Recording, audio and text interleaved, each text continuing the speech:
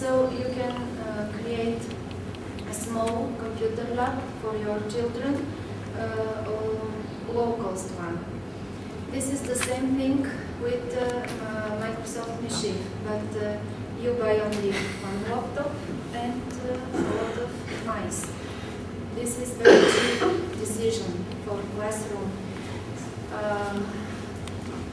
All these decisions are made for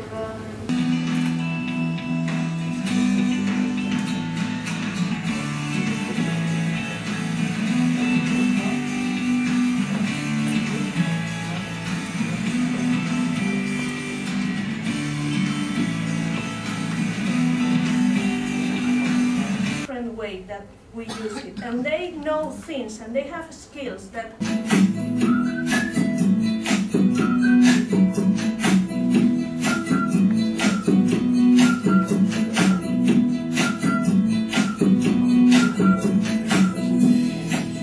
Llevamos 15 años. It's been 15 years since we first introduced the intelligent classroom in this institution. Since then, we have shifted towards an educational methodology where technology is integrated in the classroom. We haven't just introduced computers in the classroom, we've also introduced the technological methodology within our subjects. Sino que hemos introducido la metodología tecnológica dentro de nuestras asignaturas. ICT, or as I prefer to call it, CLT, Communication and Learning Technologies, has turned what used to be learning, teaching and teachers inside out.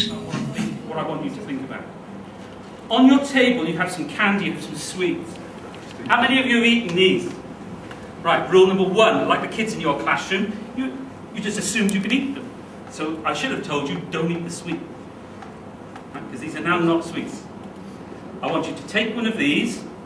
I've got more here, we can pass them down. Take one. I want you to think about your sweet as a bug.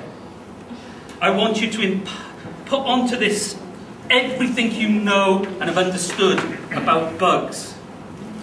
What it looks like, how it behaves, how it interacts with its environment. And those children have told me, before I've taught them anything, before I've said anything, before I've imparted any knowledge to 4-year-old children, that they are telling me that this living thing that they are now imagining needs shelter, food and water. National curriculum in the UK says children must be taught that living things need food, shelter and water. To identify, now I'm going to ask him questions. Gareth, is that round? Yes. Hang on, I'll start again. Is your bug round?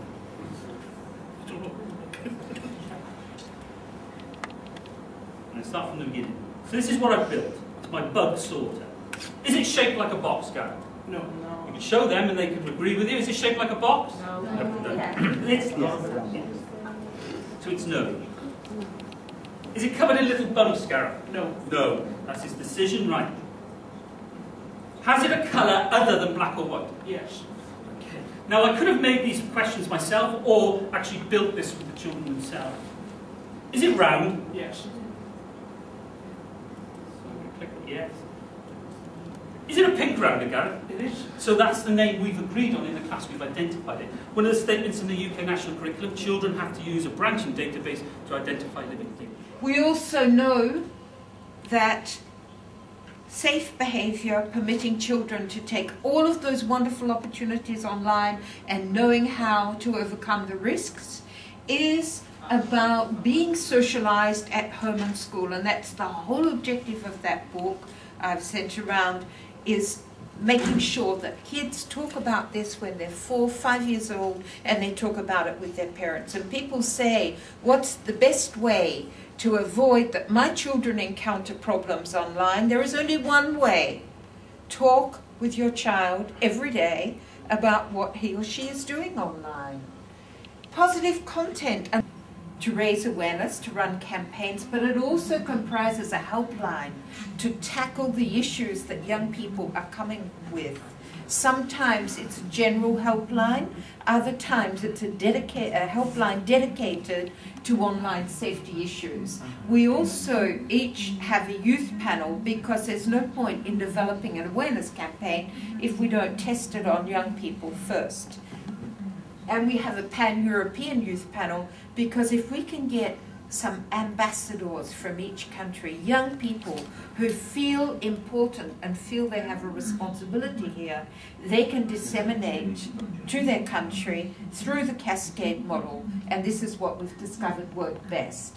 But we also have 43 Safer Internet Day committees, because we run Safer Internet Day, well, we organize it, we're at the heart of it, you run it in your country. And Safer Internet Day is proving hugely popular, and for 1 month of the year in some countries like Russia, there is a lot of focus on, well, what are we meant to do to make sure that our young people can take up these challenges online and be safe while they're doing it. This video was a part of a campaign that I want to show you. This campaign is only one example how you can actually do a Safer Internet Day or a Safer Internet Month, or do something in your country, whatever it is. Do something in your country to just be a part of this big problem, but also the great solution to the problem. This year, the campaign was run, I think, worldwide under the same slogan, "It's more than a game, it's your life." And I think this is like very, very important sentence and very, very great slogan, just like the message at the end of the video you saw at the beginning of my presentation. Actually discovered it's not like inventing warm water again, but we are not alone. We can do it together. We can use our resources, but also the resources like from UNICEF, Save the Children, InSafe, all other kinds of organizations that are really, really dedicated to children and to help children in many areas of their lives. So we decided to start this joint campaign to do it together. We used, some organizations have money as resources, some of them have great experienced people, great speakers, people that can speak in front of children or in front of institutions, and let them know about the problem and let them know that there is plenty of solutions out there.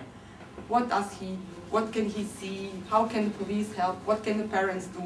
From some perspective that we don't actually see every day. You don't talk to a police officer every day and ask him, "Oh, how's the field? What do you do?" This brochure is about a superhero. We called him Atman.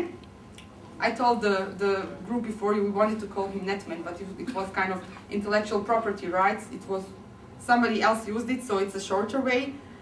He's advising from one side kids about what they should do while online, how should they behave, like the 5 big advices: don't give your personal information, don't meet people in the real life you met online, alone, and some other things.